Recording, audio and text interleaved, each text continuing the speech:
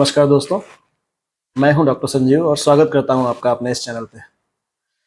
दोस्तों, आजकल हमारा उत्तर प्रदेश एक रहस्यमयी बुखार से जूझ रहा है।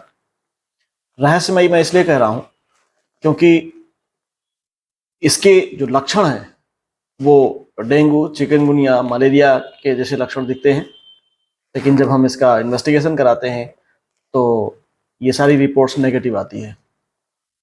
लेकिन उसके बाद भी हमारे शरीर में प्लेटलेट्स का स्तर डाउन होता चला जाता है, जिससे डॉक्टर्स भी इसे डेंगू समझ करके इसका ट्रीटमेंट करते हैं। दोस्तों, जिस बीमारी की हम बात कर रहे हैं हम उसे स्क्रब टाइफस कहते हैं।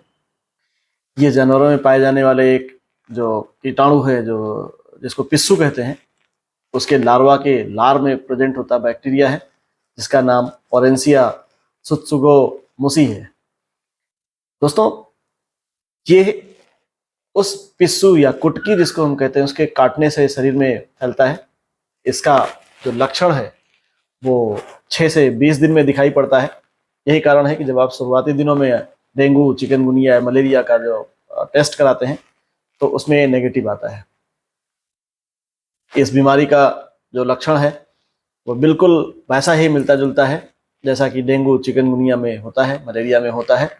यानी शरीर पर रैशेस पड़ जाना, हाई ग्रेड फीवर होना, ठंड के साथ में बुखार आना, बॉडी एक होना, शरीर में कमजोरी रहना, ये सारे इसके लक्षण हैं जो देखने को मिलते हैं। दोस्तों, ये बुखार इतना तेजी से वायरल हुआ है कि शायद ही कोई ऐसा घर बचा हो जिसमें इस तरह की बुखार से लोग पीड़ित ना हुए हों। और समस्या ये है कि इस बुखार का अभी तक कोई भी सटीक उपचार उपलब्ध नहीं है। दोस्तों, अगर आपको भी अपने शरीर में कुछ इस तरह के लक्षण दिखते हैं तो सबसे पहले आपको जो ब्लड टेस्ट कराने की ज़रूरत है वो IgM कराने की ज़रूरत है। ये खून की एक जांच है जिसके द्वारा इस बैक्टीरिया के बारे में पता किया जा सकता है। और अगर आपको तेज़ बुखार रह रहा है तो उस कंडीशन में आपको हल्के खाने की ज़रूरत है, यानी लंघन करने की ज़रूरत है। अपने शरीर में तरलता को बनाए रखने के लिए फ्रूट जूस, सूप, दाल का पानी, नारियल पानी, इस तरह की चीज़ें लेने की ज़रूरत है। ज़्यादा से ज़्यादा लिक्विड डाइट पर रहिए। और बुखार अगर तेज़ है तो बॉडी की स्पंजिंग करिए, यानी गीले कपड़े से पूरे शरीर को ठंडे पानी से पोंछिए। फिर भी अगर बुखार ज़्यादा रहता है तो आप अपने किसी चिकित्सक से सलाह लें।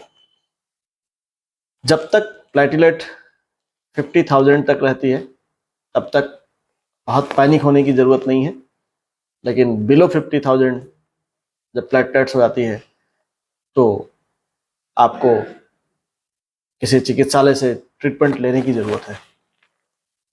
दोस्तों, इस बीमारी में जितनी आप सजगता रखेंगे, जितना अवेयर रहेंगे, उतना ही आपको इसमें आराम मिलेगा, उतना ही आप इस बीमारी से बच पाएंगे। स्वस्थ रहें दोस्तों, सजग रहें।